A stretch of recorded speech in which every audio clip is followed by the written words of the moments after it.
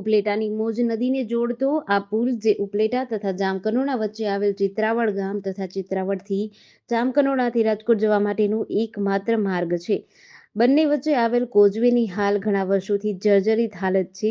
આ કોઝવે દર વર્ષે ધોવાઈ જાય છે. તંત્ર દ્વારા દર વર્ષે માટીકામથી થૂંકના સાંધા કરવામાં આવે છે.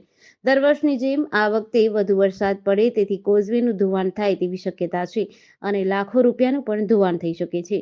વાહન વ્યવહાર ખોરવાવાની સાથે 20 કિલોમીટર ફરીને વાહન ચાલકોને અવરજવર કરવાની ફરજ પડી શકે છે. આ કોઝવે વ્યવસ્થિત રીતે અને ઊંચો બનાવવા માટે તંત્રને અનેક રજૂઆતો કરાઈ, પરંતુ નિંભર તંત્ર કોઈ ધ્યાન આપતું નથી.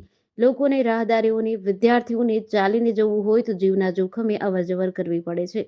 જામકંડોરણા તાલુકાના ચિત્રાવડ, પાટી, બરડિયા, ગુનાંદા, સરી તેમજ જામદાદર, મોજ ખીજડીયા, જામથોરાડા, ચરેલ, સાતોદડ, રાજપરા, કાનાવદાડા, બાલાપર, ખજરોડા જેવા ગામડાઓ તથા ઉપલેટા તાલુકાના ખીરસરા, અરણી, વડાળી, પડવલા, પાયાવદર, ખાખીજાડિયા, ખારચિયા, મોટી પાનેલી, ગીંગણી, સિદ્ધસર, જામજોધપુર ગામોથી સીધું રાજકોટ જવા માટે આ મુખ્ય માર્ગ છે. પણ આ કોઝવે ખખડધજ હાલતમાં હોવાથી વાહન વ્યવહાર ખોરવાઈ ગયો છે. બસોથી પણ વધારે વિદ્યાર્થીઓને અભ્યાસ માટે 20 કિલોમીટર ફરીને જવું પડે છે. કાં તો જીવના જોખમે લોકોને આ કોઝવે પરથી પસાર થવું પડી રહ્યું છે.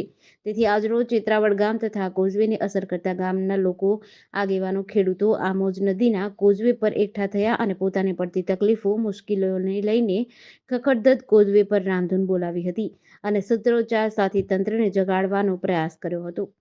મારું નામ સેજુલભાઈ રામજીભાઈ ભૂત. અમારે અહીંયા ચિત્રાવડની બાજુમાંથી જ મોજ નદી, જે મોટી નદી છે, એ પસાર થાય છે. એમાં એક કોઝવે મતલબ બેઠો પુલ છે. એ બેઠો પુલ 2021થી 3 વર્ષથી તૂટી જાય છે અને દર વર્ષે આ લોકો માટીકામ ને પથ્થરો નાખી અને કામ ચલાવ રીતે પૂરું કરી લે છે. એટલે અમારી માગણી એવી છે કે આ પુલ ઊંચો થાય અને કાયમી આ સમસ્યાનું નિરાકરણ આવે. મારું નામ રવિભાઈ ભૂત છે, ચિત્રાવડનો રહેવાસી છું.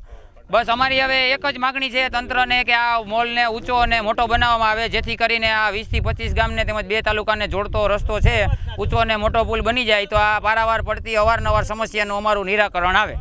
શું કહેશો? અનેકવાર રજૂઆત કરવા છતાં કોઈ નક્કર પગલાં લેવામાં નથી આવતા. અમે મુખ્યમંત્રીશ્રીને તેમજ ધારાસભ્યશ્રી, સાંસદ સભ્યશ્રીને અનેકવાર રજૂઆત કરેલી છે, પણ આજ દિવસ સુધી અમારી કોઈ પણ જાતની કોઈ સમસ્યાનું નિરાકરણ આવ્યું નથી. બસ અમારી હવે એક જ રજૂઆત છે ગામજનોની તેમજ આજુબાજુના ગામ લોકોની અને 2 તાલુકાના માણસોની કે આ તાત્કાલિક ધોરણે ઊંચો અને મોટો પુલ બનાવી દે, જેથી કરીને કાયમી પડતી સમસ્યાનું નિરાકરણ આવી જાય. નિલેશભાઈ જમનભાઈ પાનસુરિયા. નિલેશભાઈ, કાલે જે પુલ તૂટ્યો શું કહેશો?